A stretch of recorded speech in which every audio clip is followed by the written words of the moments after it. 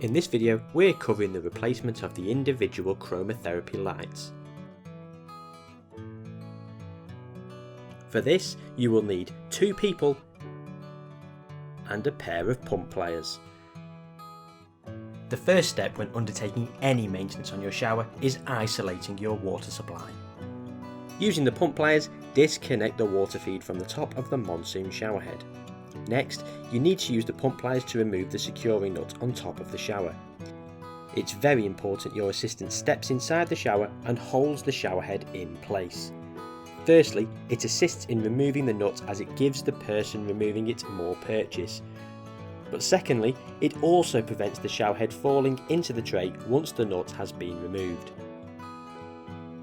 Next, lift off the roof cover and expose the wires.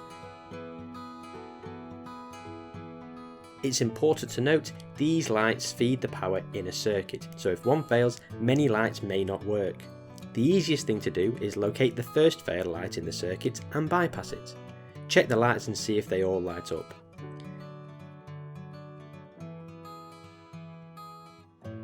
To remove the faulty light, simply pull it off the bezel and replace by pushing a new light on.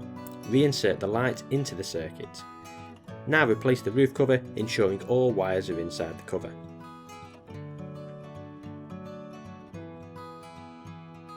To replace, feed the monsoon shower head thread through the hole and hold it securely in position. Now the other person can simply reconnect the securing nut and tighten with pump pliers. Finally, reattach the water feed, remembering to check you've replaced the washer. And once again, tighten with pump pliers. Do not over tighten.